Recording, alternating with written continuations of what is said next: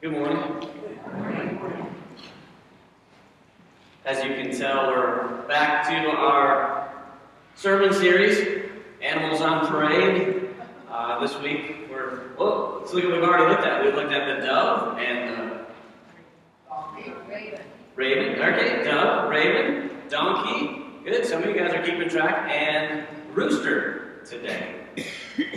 Now, I gotta ask you guys, I have to ask you a question, okay?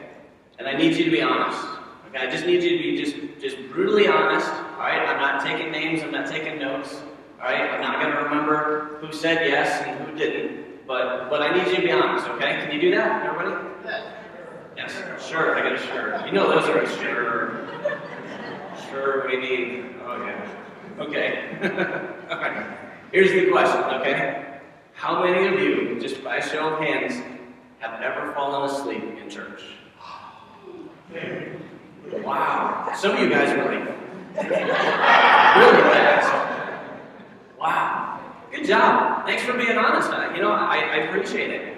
Yeah, I think for the most part, most people have fallen asleep in church at least once.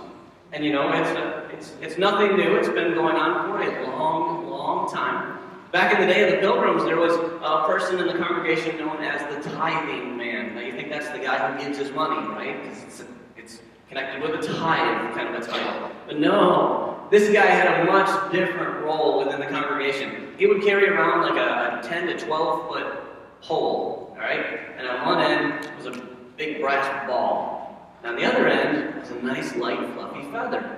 And his job was to walk around throughout the congregation during the sermon, which I might add lasted between 2 and 3 hours, so you have nothing to complain about. And he would help you to stay awake. Let's just say that. And so if he saw a man falling asleep or nodding off, he would use that brass ball end and just thunk him gently, of course, on the forehead. And that would jog him back awake and he would be alert. He could stay awake. Now, if a woman was falling asleep, he would use the other side and just gently rub that feather against her cheek. She would wake up. Now, why the difference? I don't know, but that's the way it used to be. So people have fallen asleep in church for centuries. In fact, one of my favorite, how many Mr. Bean fans do you have? Anybody? A few? A couple of you. Some of you are like, who's Mr. Bean? So Mr. Bean, one of my favorite Mr. Bean episodes is Mr. Bean Goes to Church. And I even tried to get him, I don't know if I have a few pictures. I do, yes. Remember he falls asleep in church? I love that one. Classic Mr. Bean style. He's drifting off, falls down to the floor on his knees, and then he dips his head down, and then he's like on his knees and his head balancing. And classic Mr. Bean. And then after that, of course, he's doing this. He's holding his eyes open, trying to stay awake during the sermon. There are many reasons why people fall asleep in church. Could be you got up too early. You're just not a morning person. Maybe you went to bed too late. That's rough also. Now, if you combine the two of those, you're really in trouble. Go to bed late, get up early, there's just a couple hours in between. Yeah, you're asking for trouble when you get here Sunday morning. Maybe you've worked all week. Seriously, 6 days, and today is the only day you just feel like you can take a breath. You just feel your body is just beat, and you sit down here at church Sunday morning, and you can't help it. You zone out. Your body just says, hey man, I'm shutting down for a while. Maybe it's medication. Maybe you're taking medications that make you sleepy. I had one person fall asleep way back, 8 years ago, so I was really new. I was a rookie. I was green. And I'm preaching away, and this guy over here, like not over here, just over here in general, in the fourth row, was just snoring away. And I was just a guest preacher that day. And so I talked with somebody that said he takes like 8 different medications in the morning. He usually sleeps. That's why they had 3 services, because he would sleep through at least one of them, because he just couldn't help it. His body just couldn't handle all the medications. He would sleep. So I didn't take it as an insult, although I only preached 1 service, but it's all good. I remember my son Alex, who's going to be 21 very soon, when he was going through a growth spurt. That boy just would eat and sleep. and that's it. That's it. Eat and sleep. And he fell asleep, front row. And I'm preaching, and there was no stage or platform or anything like that. No, it was just ground. And so I'll move down here for you. I was right here, and he was right there. That's how close he was, and he's snoring. Which made it even worse, because I tried to do the whole, smack and something like that. And it didn't work. He didn't wake up. And my family got involved, and Shannon whispered to Brandon, "Go over there and gently nudge him."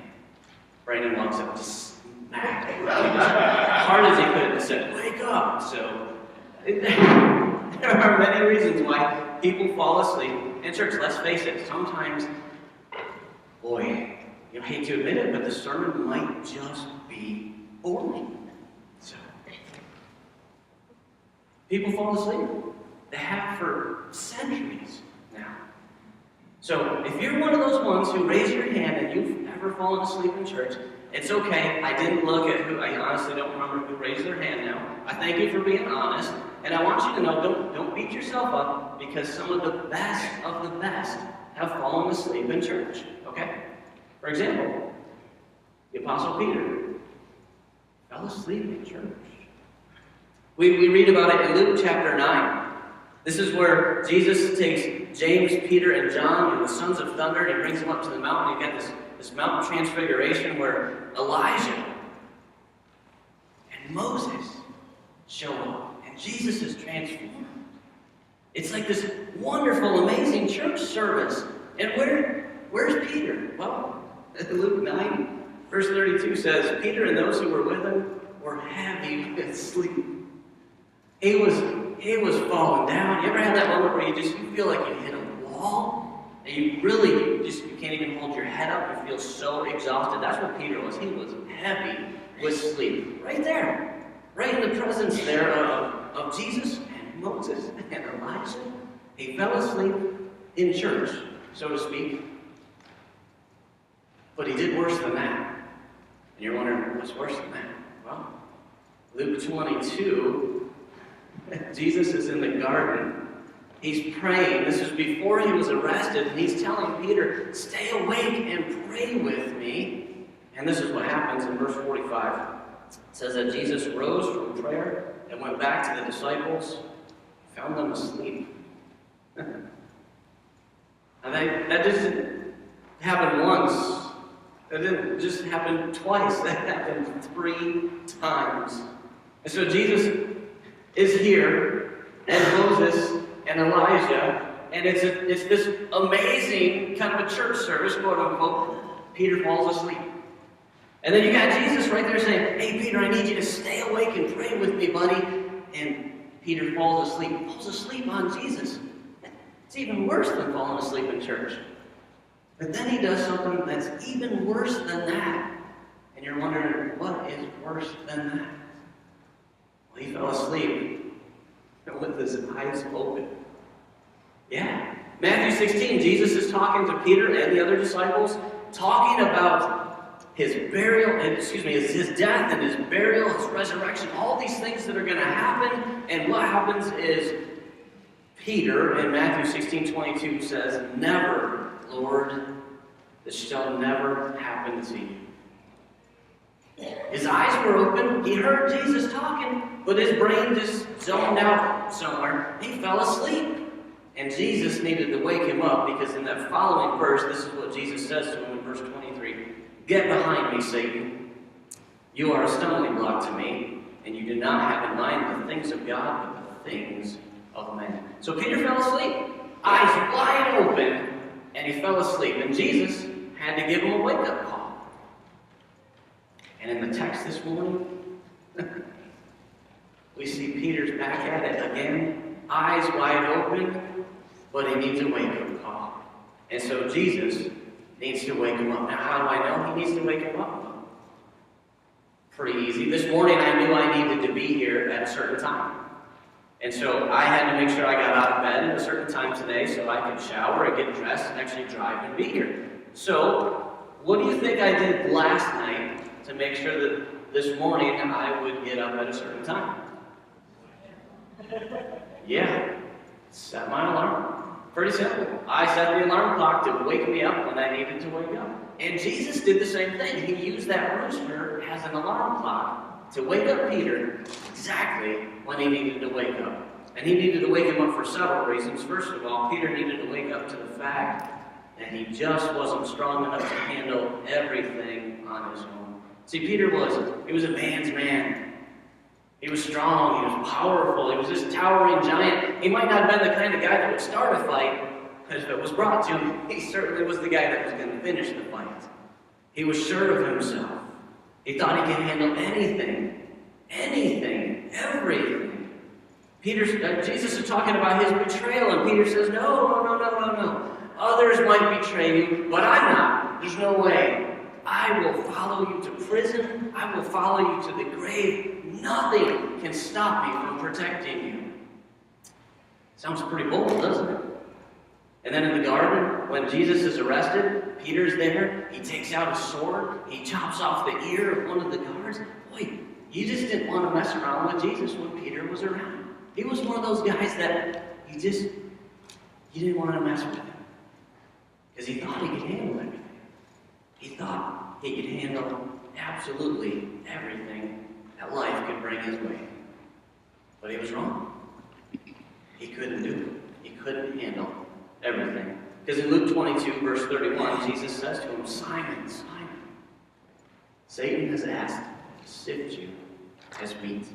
He's saying, hey, Peter, guess what? There's something you can't handle on your own. There's someone out there that's bigger and badder and smarter than you and more powerful, and you can't handle that person on your own, and it's Satan. Peter's not the only person that's had that problem. Paul makes it clear in 1 Corinthians 10:12. He says, let anyone who thinks he stands take heed lest he fall. Now that is a wake-up call for all believers of all time. Just to say, listen up, guys. It's not a harsh way. It's just saying, look, you're not as big and as strong and as intelligent, as powerful, as resourceful as you think you are. You need help. You can't do everything on your own, so don't fool yourself by thinking that you can. Yeah, I think far too many Christians get into the Sunday-only mindset. They come into church Sunday morning, they're here for an hour and a half, and then they leave and they go home. And they leave God right here in the church building. And through the week, they've got to make decisions. They've got to go certain directions. They have all kinds of stuff to deal with, but they don't include God. They don't want to bother Him. They're a big boy, they're a big girl, and they don't want to bother God with the things going on, and they can handle anything and everything that comes their way. That's pretty bad. And I can tell you from experience, I used to be one of those guys. I can't say I am now. I'm working very diligently at it. I used to be one of those. I'd just take everything on myself. I never used to be able to delegate very well at all. If I wanted something done, I just did it. If I had 10 other people that could help, I would say, awesome, you guys are doing great. I'm going to go do 15 things. I'll be right back. So I'm working on that. So I can tell you from experience, this message just kind of kicked me around a little bit over the past couple of weeks because I needed to hear it, and I hope at least one person in here needs to hear it as well. You can't do everything on your own. Don't try. There's help. Get help. God is always right there, just a step away. Do we include Him? Well, we can say yes, and we can say no at the same time. See, there are some who don't include God at all, but there are some who include God, but they don't really include Him. And then this is what I mean. Because I used to have a problem with this as well. I'm just sharing all my problems this morning. You guys were honest, I'm going to be honest too. I pray a lot. And so if you ever ask me to pray for you, you can be assured, I'm going to pray for you. It won't just be once or twice. It's going to be consistently, always, for all time, until you tell me, stop praying for me. And then you still can't stop me. But you can at least tell me. And so, I used to get into this mindset of going to God and including him in my day, but not really including him. I would go to him in prayer and I would just unload everything that was on my heart. Every burden I was carrying, I would just lay it down. I would pretty much almost just like vomit out, so to speak, everything that was going on in my life. And I would tell God. Now, he already knows it. But I would just open up and I would share all of it with God. So I'm including him, but I wasn't always asking for help. Anybody know what I'm talking about? I wouldn't ask him to fix it. I wouldn't ask for guidance. I would just say, that's what's going on. I don't like that. That stinks. We can include God, but not include him at the same time. There are things that we just can't handle on our own. We've got to take that help. And Peter is getting that wake-up call. Jesus is saying, wake up. Look, here's the deal, buddy. There's someone out there that's bigger and badder than you. You can't handle him, and he's gunning for you. He is coming after you, and he's going to take you down. Okay. You know, I heard about a former heavyweight boxer, James Tillis. And he has this funny story to share about his first visit to Chicago. And he says that he got off the bus, and he's got his suitcases under his arms, and he went to the Sears Tower, tallest building at that time, tallest building in the world. And he says that I put my suitcases down, and I stared up to the top of the building. And in his own words, he said, I must have stared at it for about 3 minutes straight, the whole time just thinking, I'm going to own this city. And he said, when I stopped looking, and I reached down to pick up my suitcases, they were gone. This is a totally true story. He's sitting there so confident. This guy he's big. He's a big, scary guy. You don't want to mess with that guy. And yet, in the blink of an eye, all the things that he owned were completely gone, completely taken away. Wake up, Jesus says. Take heed, lest you fall. The first thing Peter needed to wake up to was the fact that he wasn't strong enough to handle everything on his own. But the next thing that Peter needed to wake up to was the fact that Jesus was still in control. Luke 22, starting at verse 59, says this. About an hour later, another said, certainly this fellow was with him, for he is a Galilean. Peter replied, man, I don't know what you're talking about. Just as he was speaking, the rooster crowed. The Lord turned and looked straight at Peter. Then Peter remembered the word the Lord had spoken to him. Before the rooster crows today, he will disown me 3 times. Now, how in the world did Jesus know Peter was going to disown him 3 times? More importantly, how did he know that right at that moment, when he denied him the 3rd time, the rooster was going to crow? Well, that's actually easy, because Jesus is God. And he created Peter, he created the rooster, he set time in motion, he knows everything. That was the alarm clock at that moment. And it woke Peter up exactly when he needed to wake up to know that God is in control. Isaiah 46, verses 9 through 11 says, remember the former things, those of long ago. I am God and there is no other. I am God and there is none like me. I make known the end from the beginning, from ancient times, what is still to come. I say, my purpose will stand, and I will do all that I please. From the east I summon a bird of prey, from a far-off land a man to fulfill my purpose. What I have said, that will I bring about. What I have planned, that will I do. Jesus knew exactly the temptation that Peter was going to be delivered and handed. He knew how he was going to respond to all of that, and he needed him to wake up to know that Jesus was still in control of all things. And the same is true today. That means if your life suddenly has turned sour, things may have been going great, but not now. Now things just feel rough. Jesus is still in control. Maybe there's a little bit of chaos. Maybe it feels like your world is crashing down around you.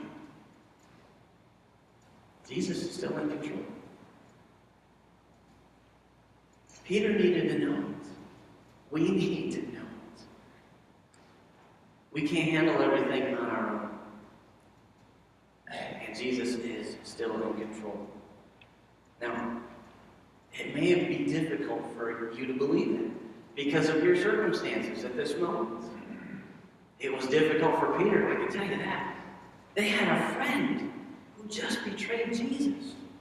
And Jesus went through this trial, this illegal trial. What a joke that was.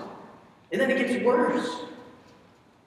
He's ridiculed, he's mocked, he's beat, he's whipped, he's spit on by people who were praising him just days earlier. And then he's going to have to drag and carry his cross through the streets of Jerusalem, up that hill, and then he's nailed to that cross. And he's going to hang on that cross and suffer and die. And then he's going to be buried in a borrowed tomb. And as far as Peter can tell, that's where Jesus is going to stay. Jesus was in control. It might not have seemed like it. But that was Friday. Sunday's coming.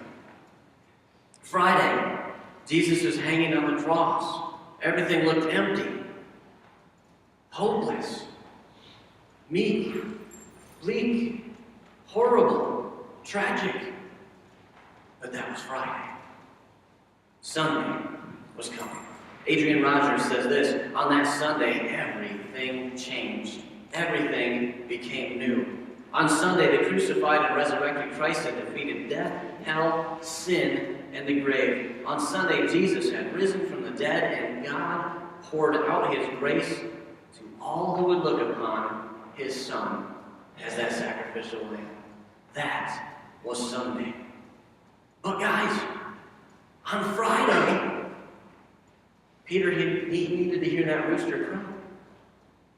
Needed to wake him up to the fact he couldn't do everything on his own. He needed to hear that rooster crow to wake him up to the fact that no matter what the circumstances looked like, no matter how bleak things seemed to be, Jesus was still in control.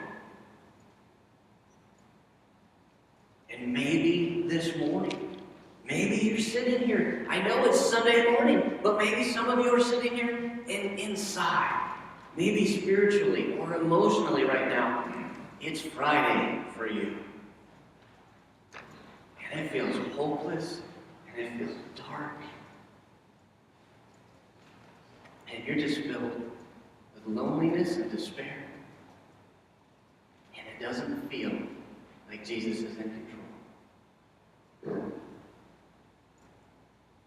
But it's Friday.